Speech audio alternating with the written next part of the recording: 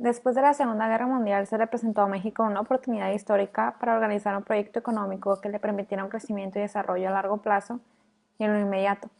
Después del conflicto internacional que hubo en ese tiempo, México empezó a industrializarse más, que esto ayudó mucho porque ayudó a exportar productos a países extranjeros de los cuales dependía anteriormente, ya que México no contaba con los mismos recursos que los otros países sí, pero gracias a la Segunda Guerra Mundial, los países extranjeros se vieron muy desgastados económicamente, por lo cual necesitaban esa exportación de productos que México les daba.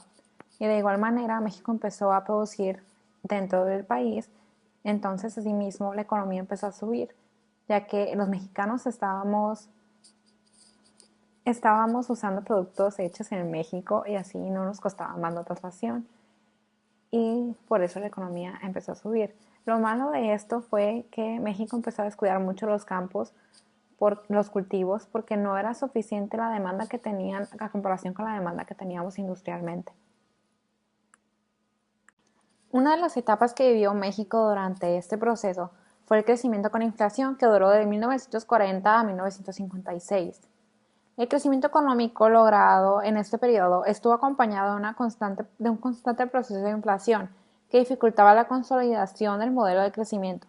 Este problema de origen económico con repercusiones de índice social se ha resuelto en el régimen de Adolfo Ruiz Cortines, quien implementó una serie de medidas que lograron abatir y mantener bajo control el proceso inflacionario, éxito conocido internacionalmente con el título del Milagro Mexicano.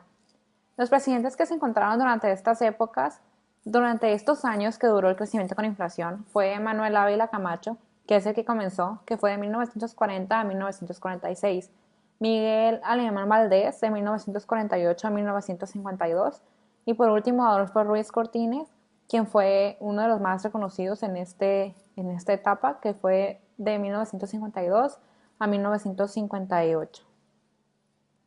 Se le llamó situación de importaciones al proceso que consistía en producir internamente los artículos manufacturados que antes se importaban. El conflicto mundial impidió la competencia del exterior a la incipiente producción mexicana. Sin embargo, concluida la guerra, se hizo evidente la presencia de productos extranjeros de mayor calidad y de mejor precio, que rápidamente llamaron la atención de los consumidores que antes consumían los productos mexicanos. Esto fue lo que causó que México tuviera que elevar el precio de los productos que estaban vendiendo, pero el problema que fue es de que los productos eran de mala calidad comparados con los de Estados Unidos o con países extranjeros que importaban sus productos. Ese fue el problema más que nada. Entonces, en ese entonces, el presidente que se encontraba, que fue Miguel de la Madrid Hurtado, que fue en 1985, se dio cuenta que este modelo económico, el modelo de crecimiento, ya no era suficiente y lo que estaba haciendo era haciendo caer a México. Entonces fue cuando se dio fin a la competencia de estar importando productos o de estarlos queriendo comparar con productos extranjeros. Otra etapa que vivió en México fue llamada el desarrollo estabilizador. Este periodo es en el que la economía mexicana se vio caracterizada por un alto crecimiento de la producción, bajas tasas de inflación y estabilidad del tipo de cambio. Esta estrategia de desarrollo comenzó a finales de la década de los 50 y concluyó a finales de la década de los 60. La política adoptada en estos términos monetarios y fiscales fue ortodoxa. Si bien el gobierno continuó con una política de gasto expansiva, ella no generó grandes déficits fiscales. Durante la década de los 50, dicho déficit fue del 0.03% anual, además de bajos niveles de deuda. Es fundamental recalcar el destino del gasto, es decir, no solo hay que tomar en cuenta la cantidad, sino también la calidad de este. El componente más importante del gasto gubernamental fue la inversión de infraestructura básica, principalmente en el apoyo de la actividad petrolera, la construcción de carreteras y el mejoramiento de servicios de salud y educación. La política de gasto gubernamental generó externalidades. El desarrollo estabilizador fue sumamente exitoso en el sentido de alentar el máximo nivel de producción bajo estabilidad de precios. El crecimiento se había logrado, pero no así la erradicación de la pobreza ni la desigualdad. Mientras la industria vivió su apogeo, la agricultura disminuyó su crecimiento. Se dio un proceso de desarrollo con un sesgo urbano y desinterés hacia la disparidad en el ingreso.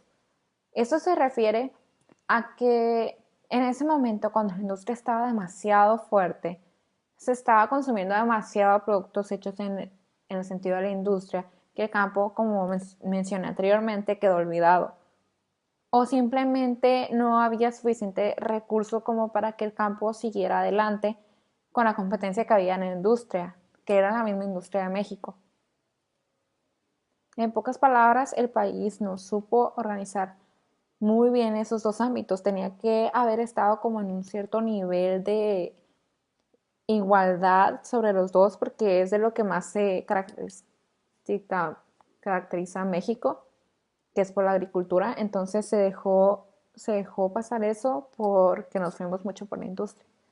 Este periodo duró de 1958 a 1970 y los presidentes que se encontraron en ese tiempo fue Adolfo López Mateos, que duró del 58 al 64, y Gustavo Díaz Ordaz, que duró desde el 64 al 70.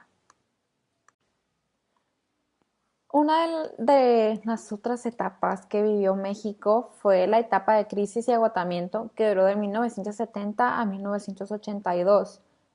Esta etapa fue que al finalizar la década de los 60, perdón, empezaron a manifestarse una serie de síntomas que anunciaban una crisis económica que afectaría de manera global tanto al mundo capitalista como al socialista. Habían indicadores que así lo hacían suponer: un ritmo de inflación muy elevado que provocaba un deterioro en el poder adquisitivo de los trabajadores, el creciente nivel de paro en las economías desarrolladas, el cada vez mayor número de empresas transnacionales que en su lucha por repartirse los mercados mundiales modificaron no solo el ámbito y los horizontes de la economía, sino también su funcionamiento. La crisis del sistema monetario internacional, como la consiguiente fluctuación e inseguridad de los tipos de cambio de las distintas divisas, el progresivo aumento en los precios de las materias primas y su repercusión en el precio de los artículos manufacturados, las medidas proteccionarias de los países industrializados, la acentuación de la pobreza de los países subdesarrollados, el deterioro en el medio ambiente que proponía el modelo de desarrollo seguido por los países industrializados, planteando los problemas de límites físicos del crecimiento. El hecho cierto es que la crisis llegó y que a partir de 1973 los países desarrollados tuvieron niveles de crecimiento basados en bastante bajos, estaban bastante bajos, incluso fue algo negativo. Los presidentes que estuvieron en esa etapa fue Luis Echeverría Álvarez, que duró de 1970 a... A partir de 1940, México inició una etapa llamada el Milagro Mexicano. Esta etapa se caracterizó por ser de un crecimiento sostenido y fue el cambio hacia la formación de una nación moderna e industrializada. El desarrollo estabilizador fue una estrategia de desarrollo, sin embargo, el bienestar no alcanzó para todos. Hacia 1970, el país reveló déficit social amplio. La producción industrial llegó a su límite, con la política de sustitución de importaciones. El campo se hizo dependientemente de los subsidios oficiales y no alcanzó a industrializarse. El Estado rompió los equilibrios fiscales con aumentos en los gastos y el estancamiento de los ingresos, y finalmente la inflación tronó la economía. El desarrollo estabilizador se caracterizó por su crecimiento económico sostenido y estabilidad de precios. Contempla los sexenios que se van desde 1952 y hasta 1970, y la tasa media de crecimiento anual del Producto Interno Bruto, el PIB, es de 6.56%. El PIB por habitante creció año con año en 3.74% y la inversión fija bruta por habitante lo hizo un poco más de 6%. El movimiento del 68.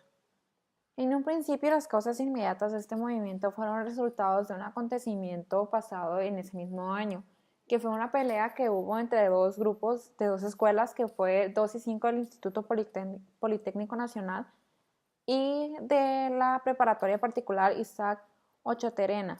Fue un enfrentamiento más como cualquier otro, pero las vocacionales citadas fueron ocupadas por los granaderos el 24 de julio de 1968. Es entonces que la Federación Nacional de Estudiantes Técnicos convoca una manifestación para el día 26 con el fin de protestar contra la represión de que fueron víctimas los estudiantes de las vocacionales y contra la ocupación de estas escuelas por los granaderos. La inconformidad creció entre los estudiantes que veían en el gobierno un apartado represor cerrado al diálogo, autoritario y paternalista. Tal inconformidad acercó al movimiento estudiantil con otros movimientos que se gestionaban en el país y en el mundo. De este modo, ya avanzaba la manifestación estudiantil, se encontró en el hemicidio Juárez con una movilización correspondiente a la Revolución Cubana, que se efectuaba bajo el auspicio de la Confederación Nacional de Estudiantes Democráticos, pertenecientes al Partido Comunista Mexicano. Encontrados los ánimos, se unieron unos 5,000 estudiantes al evento procubano marchado juntos hacia el Zócalo, donde se suscitó un encuentro violento con la policía que duró varias horas, mientras el edificio del Partido Comunista fue allanado y sus dirigentes apresados, imputándoles la autoría intelectual de los desórdenes ocurridos. Pretenden dar con ello la impresión de que el Partido Comunista Mexicano ha sido autor de los desórdenes que la propia policía causó. El día siguiente, el 27 de julio, los estudiantes tomaron la preparatoria 1, 2 y 3 de la UNAM como una manifestación de protesta ante el acontecimiento ocurrido. A su vez, el gobierno solicitó la presencia del ejército y en la madrugada del 30 de julio, los militares destruyeron con una bazuca la puerta de la preparatoria 1 y ocupan la preparatoria 2, 3 y 5 de la UNAM, así como la vocacional 5 del Politécnico. El movimiento estudiantil iba creciendo, declarándose en huelga las escuelas del IPN y de la UNAM, de Champingo y varias universidades de la República. Ante la magnitud del conflicto, el gobierno trató de dialogar con los representantes estudiantiles, solo que lo hizo con la FNT, que a su vez eran controlados por el gobierno. Con este acto, el gobierno perseguía un doble objetivo. Por un lado, tratar de detener a toda costa un conflicto que estaba resultando de una magnitud inesperada, y por otra parte, fortalecer y legitimar ante la base estudiantil a la Federación Nacional de Estudiantes Técnicos, organización tradicionalmente controlada por el gobierno. Creo que México ha pasado por muchas etapas a lo largo de lo que lleva y ha pasado también por muchos movimientos, por ejemplo el movimiento del 68, que fueron movimientos que dejaron marcados a México y que fue algo que no estamos 100% seguros si fue exactamente la violencia de los estudiantes lo que causó esto o fue la policía, pero creo que no fue la manera correcta de solucionar las cosas de parte del gobierno ni de parte de los estudiantes. Aunque México también ha pasado por muchos otros procesos, como por ejemplo cuando cayó económicamente, después el milagro mexicano, y lo que me impactó mucho de hacer esta actividad fue que aprendí demasiado sobre México, aprendí mucho sobre los acontecimientos que ha pasado, cosas que muchas veces antes la verdad no había investigado. Y creo que la etapa que más me impactó, que más me interesó, fue la de desarrollo estabilizador, que fue cuando a México le empezó a ir mejor porque con la de crecimiento con inflación era desarrollo estabilizador porque esa fue cuando se acabó, pero fue donde México le empezó a ir muy bien y creo que si hubiéramos podido de que poner en una balanza las dos cosas, poner el campo, poner las industrias y poder nosotros empezar a exportar más productos en vez de comprar más al extranjero, nos hubiera ido muy bien y en este entonces todavía seguiríamos muy bien como país. Tal vez podríamos llegar a ser un país de primer mundo porque tenemos todos los recursos para hacerlos, pero creo que necesitamos saber cómo manejar esto y cómo hacer de que si volvemos a salir adelante, volvemos a tener muy buena economía, saberla mantener en ese estado.